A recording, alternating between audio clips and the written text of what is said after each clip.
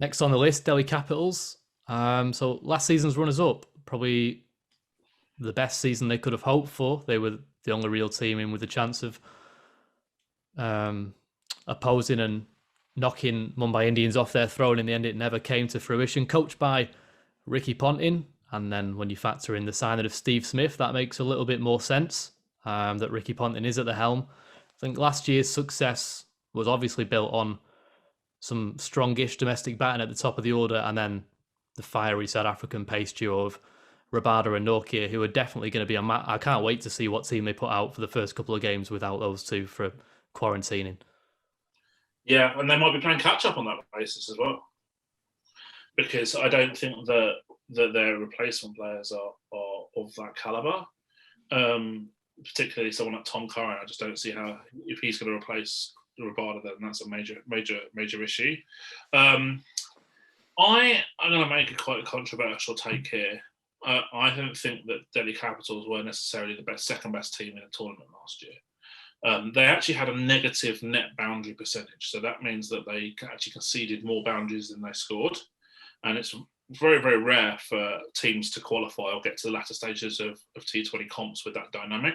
So that's an argument that variance was on their side a little bit last year, and a problem that they will need to address going forward for sure.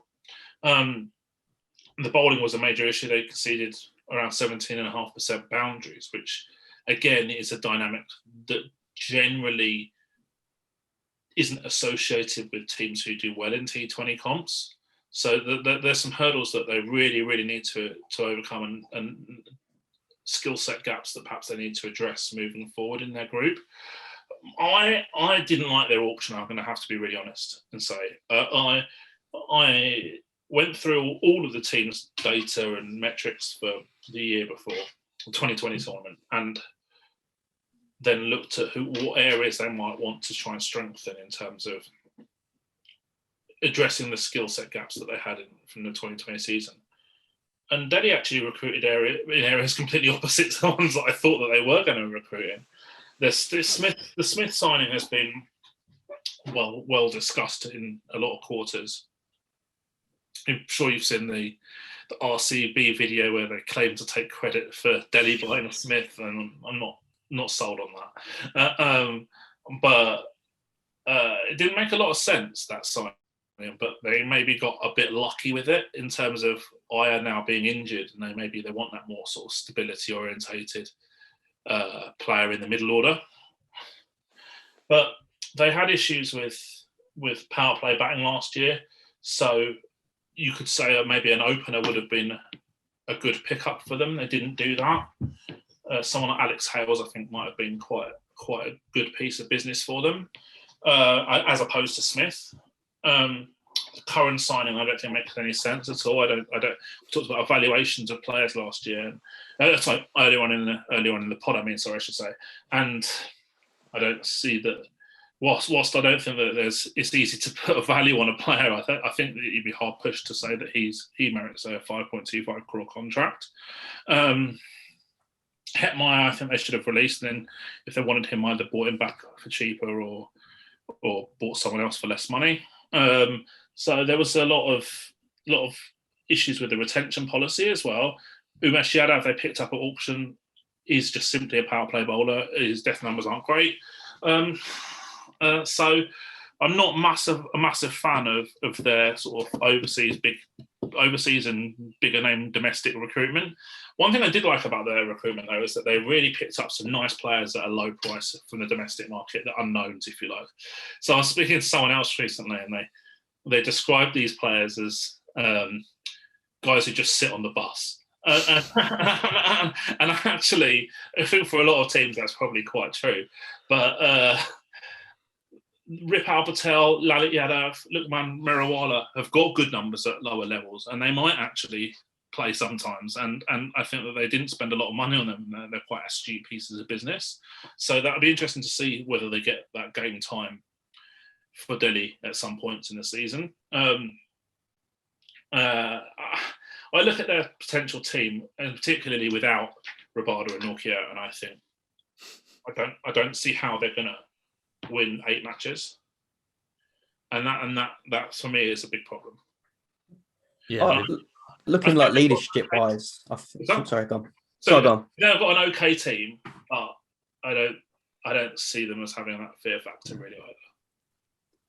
I was looking at kind of from a leadership thing. It kind of a few strange things. Obviously, Pant is going to be interesting to see how he handles captaincy, but the kind of the Ricky Ponting Prithvi Shaw thing was quite interesting the other day about how he kind of seems to counteract bad form by just not batting, and it's quite strange for Ponting to kind of, because he called him out, didn't he, in the press, and it was interesting. I don't know whether that's just a case of him trying to get a reaction from him or what, but I think there's going to be some interesting kind of leadership dynamics with the new captain, and that this kind of rumbling on in the background.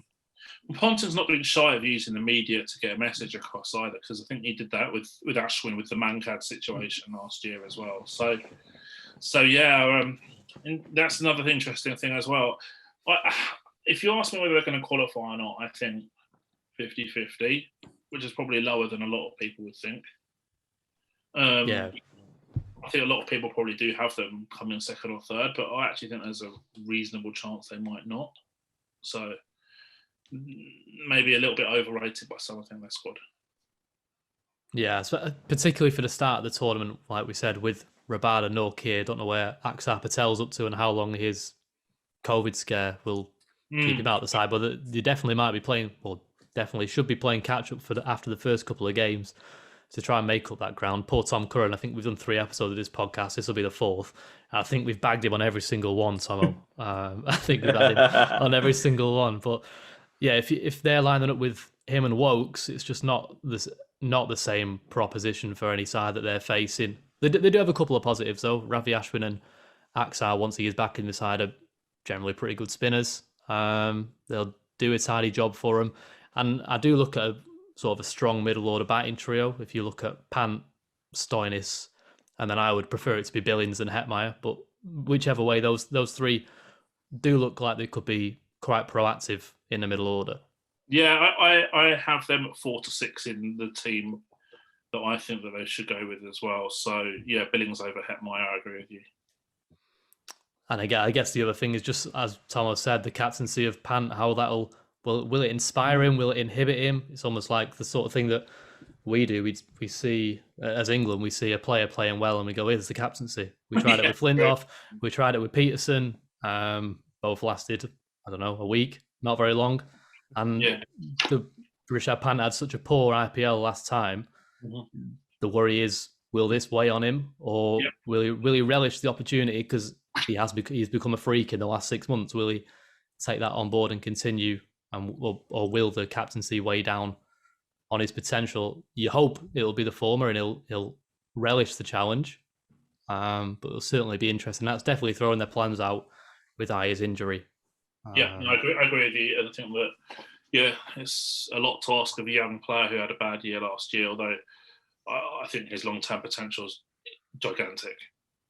Yeah, definitely. I'll probably agree with you. I'm not sure where I stand on him. I reckon 4th, 5th maybe would be where I'd be looking on the edge of the playoffs. Certainly looks to be better balanced sides, or sides that have got more bases covered than Delhi.